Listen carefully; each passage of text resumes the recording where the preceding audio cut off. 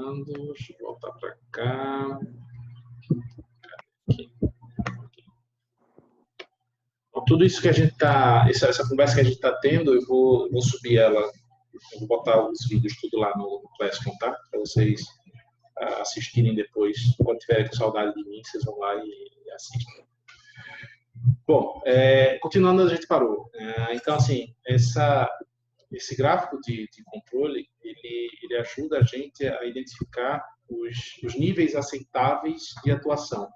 Então, à medida que eu faço a marcação das ocorrências e consigo perceber a frequência em que os problemas estão acontecendo, eu posso estabelecer o ponto onde é viável estabelecer alguma ação, né, que eu preciso realmente começar a trabalhar, que eu preciso realmente começar a atuar. E aí esses limites, eles justamente apontam isso. Né? Existe a margem de tolerância, que são essas figuras pontilhadas em amarelo, essas linhas pontilhadas em amarelo, mas existem os pontos realmente de ação. Então, quando eu começo a chegar nesses limites de controle, esses limites de especificação, é o momento de começar realmente a buscar a solução. É interessante notar, durante os gráficos, essa figura que eu mostrei a vocês, que em algum momento da figura, ele vinha oscilando, né, ele vinha variando, e em algum momento, essa variação ela se torna uma constante. Então, ela está até marcado com o alfalso vermelho, a existência de uma constante. Essa existência de uma constante, ela pode indicar duas coisas. Ela pode indicar a falta de controle, ou seja, alguém deixou de registrar as ocorrências. Tá?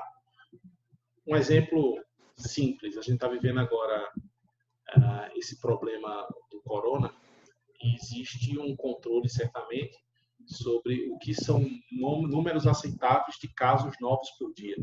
Então, quem está controlando isso vai estar lá, acompanhando através de um gráfico, dizendo o seguinte, olha, a gente espera que tenham 500 casos novos por dia.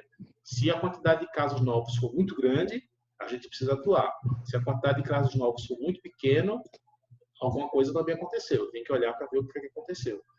Se começar a não existir casos novos, simplesmente pode estar acontecendo porque não está sendo feita novas medições. Oi. Oi, William, foi o que falou? Me surpreende o número de empresas que estão fechando nessa fase. Fechando agora? Foi. Me surpreende o número de empresas que estão fechando durante esse tempo.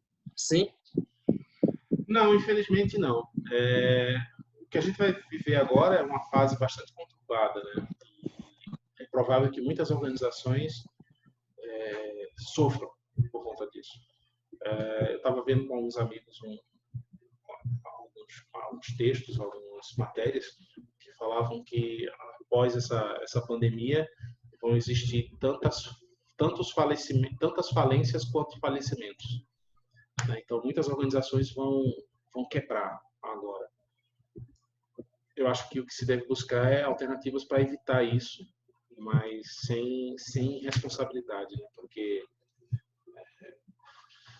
falidos se recuperam, falecidos não. Então, tem que se buscar uma forma racional e responsável para tentar garantir a sobrevivência das empresas. Infelizmente, muitas empresas vão quebrar agora, principalmente as pequenas. Elas têm menos capital de giro, elas têm menos gordura, elas vão sofrer mais. Né? Então, vai ser um período punk. Bom, deu para entender a lógica desse gráfico de controle, né? Então, eu preciso ter a habilidade de estabelecer quais são os limites e ter a disciplina de estar acompanhando as ocorrências. Outra coisa interessante sobre esse conjunto de pontos muito próximos, como eu falei, eles podem representar a ausência de controle, ou seja, se deixou de registrar algum tipo de ocorrência, ou ele pode registrar o sucesso de uma ação de um grupo de melhoria.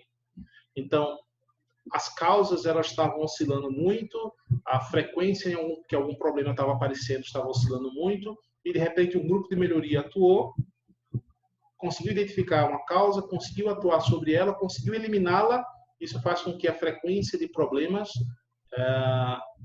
pelo menos por um período, ela se achate. Ou seja, agora eu não vou ter problemas novos ou muitos problemas acontecendo, porque porque eu já conseguia atuar sobre as causas que geravam alguns desses problemas. Então, existe uma tendência de que essa curva, ou esse gráfico se torne menos oscilante, até o momento que novas causas apareçam, que novos problemas passem a aparecer, e aí essas contagens voltem a ficar oscilantes.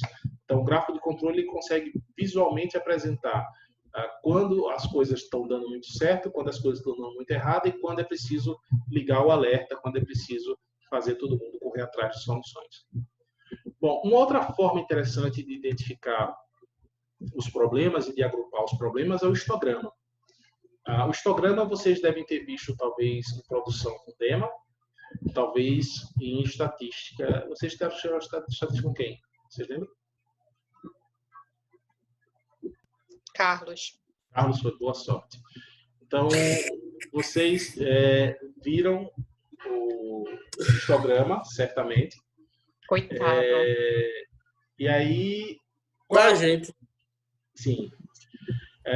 Qual a ideia do histograma? Ele consegue demonstrar como as causas, ou como os problemas, enfim, eles podem ser vistos em sua frequência absoluta. Então, eu identifiquei um problema, eu mapeei as causas, eu vi as causas agrupadas em pequenos conjuntinhos através do diagrama de Chikawa. Eu fui lá enxergar as causas dentro do meu fluxograma para ver quais processos estão sendo mais impactados por ela. Eu fui no meu gráfico de controle para ver se valia a pena já atuar, e eu percebi que sim, vale a pena atuar, porque o somatório desses problemas está ultrapassando, está chegando próximo à minha linha máxima de controle, então está no momento de buscar soluções, e eu posso pegar e botar no histograma as causas uma ao lado da outra e ver a frequência em que essas causas acontecem. Identificar a frequência das causas é um ponto interessante para começar a priorizar as ações. Tá? Não significa que as causas que acontecem com maior frequência são as mais importantes. Significa simplesmente que ela tem mais frequência. De repente, a gente pode descobrir que existe uma causa que ela acontece com menor frequência, mas que ela gera um efeito cascata que termina reproduzindo impactando nas outras. Mas o histograma é um ponto interessante para você perceber quais são mais frequentes, quais causas são mais frequentes. Então, quando eu coloco isso lado a lado, quando eu consigo emparelhar esses elementos, é fácil visualizar onde a barrinha é mais alta, onde a barrinha é mais baixa. Então, a função do histograma é tentar identificar a frequência da ocorrência das causas de um problema. Tá? Diferente do diagrama de Pareto. O diagrama de Pareto ele já faz um processo de agrupamento das causas. Tá? Vocês entendem a lógica do Pareto, né? De 20-80? Sim ou não? Sim ou não? Sim? Pareto? Mais ou menos.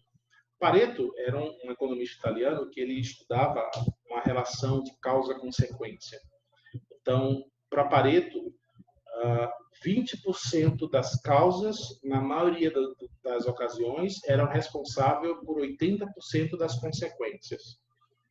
E ele começou a perceber isso em estudos de distribuição de renda. Né? Até 20% da população possui 80% da renda.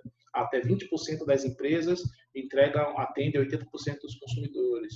E aí ele começa a entender, através dessas relações, que é possível criar regras de priorização.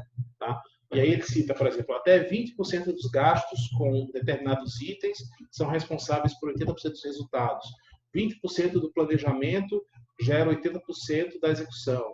20% dos clientes geram 80% do faturamento. 20% dos correntistas são responsáveis por 80% dos depósitos. Então, isso é uma relação forte, constante, o suficiente para ser aceito como uma regra. Então, a proposta do diagrama de Pareto é justamente tentar encontrar essa relação. Então, ele se assemelha ao histograma. No entanto, a grande diferença é que ele coloca a ocorrência das causas de forma decrescente. Notem, vocês devem lembrar que o histograma ele não se preocupa com isso. Ele simplesmente emparelha as causas. Ele coloca os itens um do lado da outra a partir de sua média. Então, tem um ponto médio. Então, no histograma identifica o ponto médio, a mediana, você lembra tudo isso, né? Média, mediana, desvio padrão. Então, eu pego tudo isso, através desses dados, eu consigo criar um histograma. Aí eu consigo ver onde, com que frequência as causas acontecem, onde está a mediana disso aí, se eu pegar todo o quantitativo de causas e faço a distribuição deles. Já o meu diagrama de Pareto, ele coloca as causas em sequência decrescente. Porque qual é a ideia de colocar elas de forma decrescente? É criar uma linha do acumulado da ocorrência. Então, percebam, eu pego aqui nesse diagrama que eu mostro a vocês, embalagens rasgadas significa 35% das ocorrências que foram registradas. Validade vencida significa 30%. O somatório da frequência desses dois gera 65%, que é essa linha azul que está subindo. Aí a terceira causa que eu tenho são os pedidos trocados. Ele tem cerca de 13%. Aí quando eu pego o somatório disso, chegou a 78%. Ou seja, eu cheguei muito perto do 80%. O que é que Pareto ia me dizer? Se eu tiver que atuar sobre as causas desse problema que está sendo representado por esse diagrama, a minha ação tem que ser em cima dessas três primeiras causas. Se eu atuar em cima de embalagens rasgadas, validade vencida e pedido trocado, eu posso ter outras 20 causas depois disso. Mas essas três representam 78% das ocorrências das causas do meu problema. Então, eu consigo começar a priorizar as minhas ações. É importante esse processo de priorização porque as organizações não têm recursos suficientes para atuar sobre todas as causas. Entendam recursos, pessoas, tempo e grana. Não dá para atuar sobre tudo isso. Então é necessário que eu comece a estabelecer uma regra, uma norma, uma lógica para trabalhar sobre eles. E o diagrama de Pareto me ajuda justamente a fazer isso. Eu consigo perceber quais são as causas que no seu processo acumulado conseguem gerar até 80% das causas. Perdão.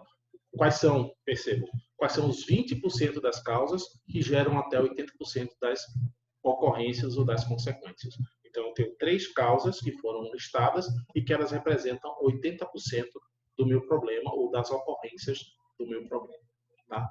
Esses diagramas, o histograma e o diagrama de Pareto, são diagramas fáceis de serem feitos em ferramentas como o Excel. Tá? Então, se vocês tiverem um domíniozinho de Excel, eu posso passar para vocês até alguns modelozinhos de fórmula que vocês podem inserir a frequência da ocorrência de algumas situações e vocês veem esses gráficos funcionando. Antigamente, bem antigamente, no tempo de Jonas, assim, coisa bem velha mesmo, assim, fazer esses gráficos era algo complicado, porque você tinha que fazer realmente na mão, eram cálculos complexos, estatística era algo complicado. Hoje, no tempo da gente, pessoas mais jovens, né, isso é simples, porque você tem ferramentas como o Simples Excel, que ajuda a construir tudo isso aí. Tá? Bom, passando do diagrama de Pareto, a gente tem o diagrama de dispersão. Também é uma ferramenta estatística que também hoje consegue ser gerada com várias das ferramentas que a gente tem à nossa disposição. Qual a ideia do diagrama de dispersão? É correlacionar duas variáveis e entender como elas se impactam, como elas se influenciam. Lembra que a gente falou agora que eu consigo mapear algumas causas e tentar entender qual é esse pequeno conjunto de causas que é responsável por uma grande quantidade de consequências? Bom, eu agora posso pegar duas dessas causas e começar a correlacionar elas e começar a fazer com que elas conversem e tentar entender se existe uma relação entre as duas. Tá? Eu dei um exemplo aqui do diagrama de dispersão, usando um exemplo bem simples ou bem corriqueiro para a gente hoje em dia. Eu posso fazer uma correlação entre a idade das pessoas que estão sendo afetadas pelo Covid-19 e o tempo que elas ficam internadas. Então, se eu faço uma relação entre essas duas variáveis, eu posso descobrir se existe ou não correlação entre elas. Existe uma relação direta de quanto mais velha a pessoa for, mais tempo ela fica internada, ou isso são variáveis independentes? Tá? Eu posso, utilizando esse diagrama, fazer um gráficozinho como esse. Então, aqui eu tenho para vocês 2 exemplos do diagrama de dispersão, onde esse diagrama de dispersão, ele cruza 2 variáveis. Então, imaginem que essas 2 variáveis podem ser a idade da pessoa e o tempo que ela fica internada. Dentro de uma lógica, a expectativa que existe é que o cruzamento dessas 2 variáveis gere uma linha como essa que vocês estão vendo no gráfico à direita. Então, A tendência é que haja um crescimento uniforme. Quanto mais velha a pessoa, mais tempo ela fica internada. Isso é o que se espera, isso é o que faz sentido.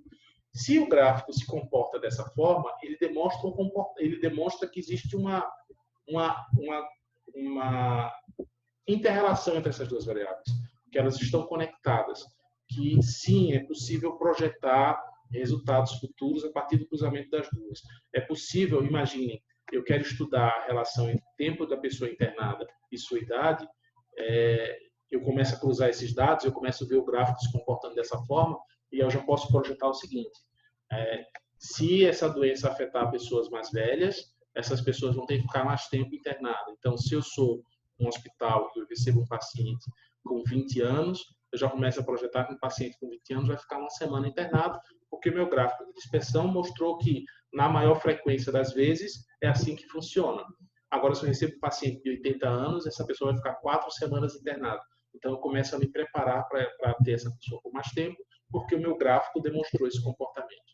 Então, o gráfico de dispersão ele ajuda a entender a relação entre duas variáveis.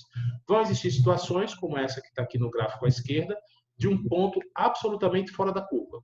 Esse ponto absolutamente fora da curva é o que a gente chama de outlier. Então, esse ponto discrepante são justamente situações que são atípicas e que elas, na hora da análise, elas podem ser desconsideradas, porque, na maioria das vezes, o caminho vai seguir uma lógica, um gráfico linear de correlação entre os dois elementos. Deu para entender isso aí? Então, vamos recapitular. Eu vi na minha folha de controle, onde eu marquei a ocorrência de problemas dentro da minha empresa. A partir disso aí, eu fiz um brainstorm e coloquei minha equipe para pensar sobre as causas. Peguei essas causas e coloquei elas nas caixinhas do diagrama de Chikawa. Quando eu coloco as caixas na caixinha do diagrama de Chikawa, eu posso agora olhar para o meu fluxograma e tentar entender quais são os processos que são mais, que impactam mais ou que geram mais essas causas, que estão ligadas mais diretamente a essas causas. Consegui enxergar, eu tenho um panorama em relação à ocorrência das causas e como ela está distribuída dentro da minha empresa. Fui para o meu gráfico de controle e vi se é o momento ou não de atuar. Fui lá, olhei, não, a ocorrência está dentro do limite aceitável, deixa quieto.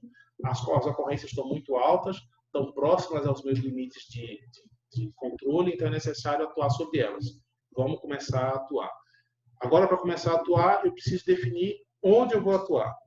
Pego um histograma, vejo a distribuição das ocorrências, utilizo estatística básica de apresentação de dados, então vejo onde está a média, a mediana, faço a dispersão desses dados, faço a distribuição desses dados através do histograma e vejo quais causas têm maior frequência dentro do meu problema.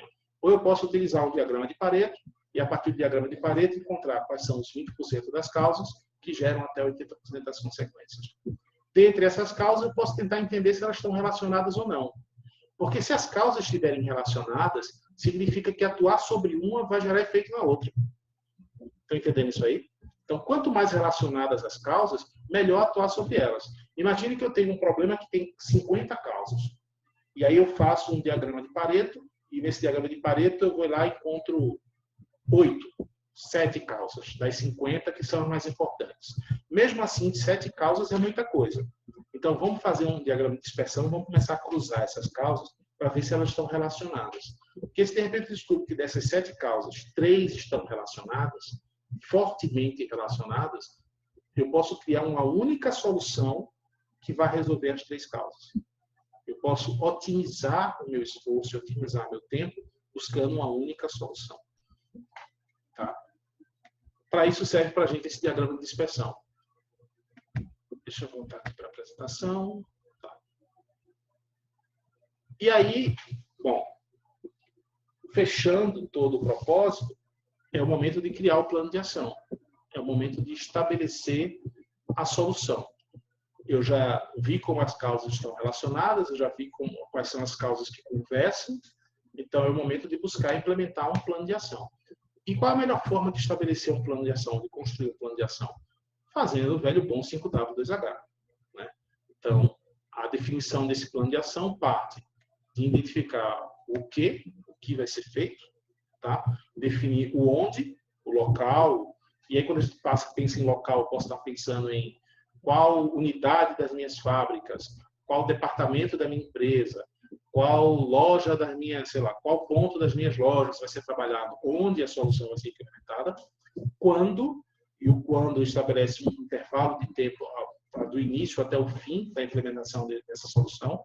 Então, é interessante o quando, porque ele vai criar um cronograma de desenvolvimento da solução. Lembre que tudo isso vai girar a partir de um PDCA. Então, eu tenho que estabelecer um cronograma de recrutar as pessoas, treinar as pessoas, planejar a execução, colocar em prática, checar, avaliar. Então, crio todo um cronograma para isso. Quem é a pessoa responsável pela execução dessa solução? E aí, o ciclo de melhoria de qualidade ele vai ser importante para definir a distribuição de tarefas. Então, quem vai ser a pessoa? Vai ser o William. Então, se o William vai ser responsável por essa primeira etapa, que é encontrar as pessoas e treinar elas. Camila vai ser responsável por fazer tal coisa. A Carla vai ser responsável por fazer tal coisa. Então, eu tenho que estabelecer responsabilidades da implementação da solução. Tá? Não pode ser aquele negócio do leboi. Vamos todo mundo fazer, o que é de todo mundo não é de ninguém. Tá? Então, todo e qualquer plano de ação ele tem que ter a definição clara de quem é responsável por cada tarefa. O porquê. É fundamental também você destrinchar o porquê da realização, o porquê da realização de cada uma dessas ações. Isso é importante se você lembrar que nem todos os envolvidos na implementação da solução estavam envolvidos na construção dela. Então, eu e o William passamos algumas semanas discutindo em como fazer algo acontecer, mas ninguém explicou para Bruno isso. E aí eu chego lá no departamento de Bruno e digo a ele, meu querido, a partir de agora é o esquema seguinte, a gente vai fazer isso assim assado, mudou isso aqui, aquilo outro, ele vai dizer, beleza, bonitão, mas por que tu está querendo fazer tudo isso? Então, eu tenho que ter, claro, uma explicação consistente da razão pela qual essas ações estão sendo implementadas, focando em determinados objetivos que estão associados a determinado problema que vai gerar determinada solução. Então, o porquê é algo importante para deixar claro. E aí vem o processo de implementação em si, né, o como vai ser feito, e aí você vai ter que destrinchar o passo a passo dos processos.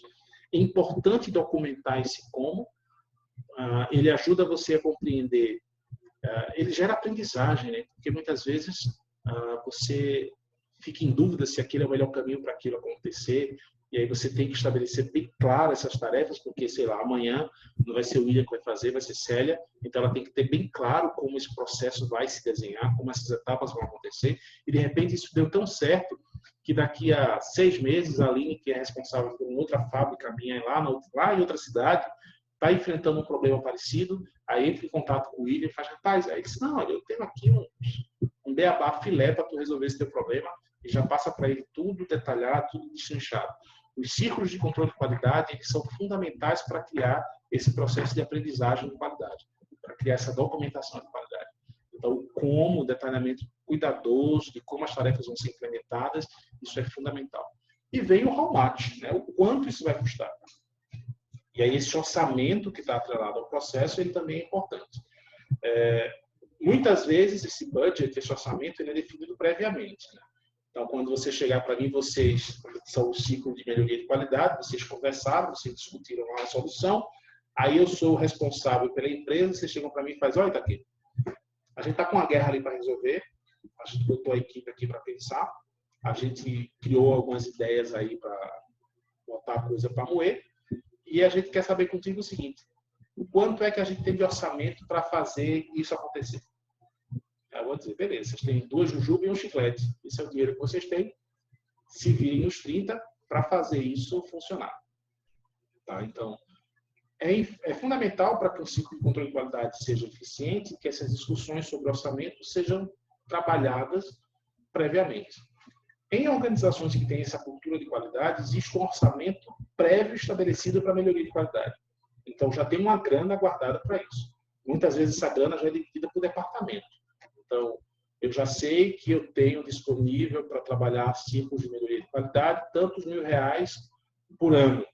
E que esse dinheiro é distribuído de tal forma entre os setores ou entre os grupos de melhoria de qualidade, porque sabe-se que essa grana não é gasto, ele é investimento. Então, quanto mais esse recurso for bem aproveitado, bem trabalhado, melhores vão ser os crescimentos, as melhorias, enfim, a evolução que a organização vai encontrar. Tá? E aí você trabalha, você traça esse 5W2H na busca do desenvolvimento da solução. Tranquilo?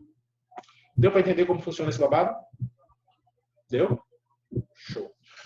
O que é que eu quero fazer com vocês? Eu tenho dito a vocês que, antes de liberá-los, né, que horas são? Apesar que está cedo, né? Podia ficar aqui até umas 10 horas. Hoje vocês não... 9h35. Sabe qual era a chance de eu ter vocês comigo na sala de aula às 9h35? Zero. Vocês já estavam tudo fugindo de mim nessa hora. Tá? O bom é que agora vocês não têm desculpa para dizer que tem ônibus para ir embora, né? Ah, meu ônibus está embora. Tá não. Tá todo mundo em casa já, de pijama. Então, de boa. O que é que eu queria combinar com vocês antes de liberá-los? Eita, eu gravei essa agora? Nem lembro se eu gravei.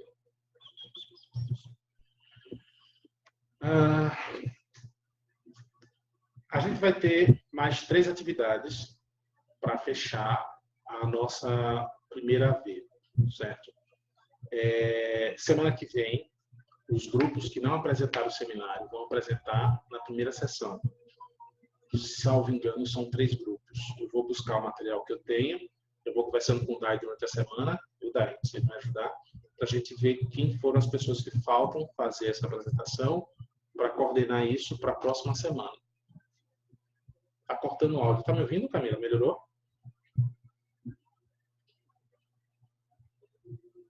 Alô, Camila? Alô, alô?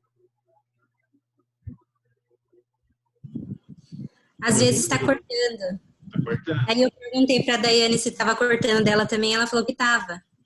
E se vocês me disserem que está cortando, eu não vou adivinhar que está cortando. Aí vocês vão ficar... É a dúvida, daí eu perguntei. Então, a gente vai ter mais 3 atividades. Eu vou falando com a Daiane durante a semana para ver quem são as pessoas que faltam apresentar. A gente já sabe 2 grupos. O Wesley e Rafael, Jordan, Carla e o Ederson. Eu tenho no meu coração que ainda falta mais um, são 3, mas se forem só 2, beleza. Vocês lembram quais são os temas de vocês, né, Carla? Vocês lembram aí os temas? A gente vai conversando para a gente reforçar isso aí. A primeira sessão da aula da próxima segunda-feira vai ser a apresentação dos seminários. E a partir daí a gente vai começar a desenvolver os outros temas da aula. A gente vai ter mais 3 atividades. Uma atividade, eu quero trabalhar com vocês, é esse processo das ferramentas de qualidade. Então, essa vai ser a atividade que vai valer mais pontos. Ela vai valer 3 pontos. Então, eu quero ver se eu lanço ela para vocês essa semana, para que vocês me entreguem até o dia 24. Então, vocês teriam aí 3 semanas para ler o estudo de caso, entender como funciona e fazer. E a gente tiraria nas próximas 2 aulas, um tempinho para tirar dúvida de vocês sobre esse trabalho. Certo? E nas próximas 2 aulas... Vai sair a permanecer no grupo. Eu não sei como é que vocês estão lidando com esses trabalhos em grupo, com esse processo à distância. Para vocês está sendo tranquilo fazer trabalho em grupo? Então de boa. Então a gente configura os grupos. A gente teria aí 3 grupos, eu acho. 3 ou 4 Oi, grupos. Taquei. Oi, Daí. Na última aula, a gente não tinha definido ou foram trios, eu não lembro, eu sei que a gente definiu grupos para fazer essas atividades. Vamos conversar durante a semana para a gente resgatar isso? A gente conversa durante a semana para resgatar isso aí. Porque a gente mantém esse grupo. Beleza. Aí eu faço esse trabalho vai valer um pouco, vai valer mais pontos. Vocês vão ter aí 2, 3 semanas para desenvolver no trabalho. E eu vou, desses encontros que a gente vai ter ainda, nas próximas 2 semanas, ajudando vocês e tirando dúvidas. Além disso, a gente vai fazer outras 2 atividades menores, valendo 2 pontos cada. Tá? E essas atividades, elas podem ser trabalhadas em sala, ou eu posso passar como exercícios menores para vocês, em questionários para responder no Google Classroom, sobre os assuntos dados na aula da semana e coisas desse tipo. E com isso a gente consegue fechar essa primeira vez. Beleza? Beleza? Beleza, beleza. Então tá bom, eu vou tirar vocês tudo do Google. E aí a gente vai conversando durante a semana. Qualquer dúvida vocês vão procurando E a gente segue. Agora vai ficar mais tranquilo, a gente vai criar essa rotina de encontros aqui toda segunda-feira. Então, nem vocês morrem de saudade de mim, e nem eu morro de saudade de maltratar vocês. Beleza? Beleza. Valeu. Boa semana para vocês, se cuidem, fiquem em casa se puder, lavem as mãos e tudo aquilo que a mãe de vocês fala para vocês, viu? Se cuidem, boa semana, até segunda. Tchau. Tchau, Tchau, gente. tchau. Tchau, pessoal.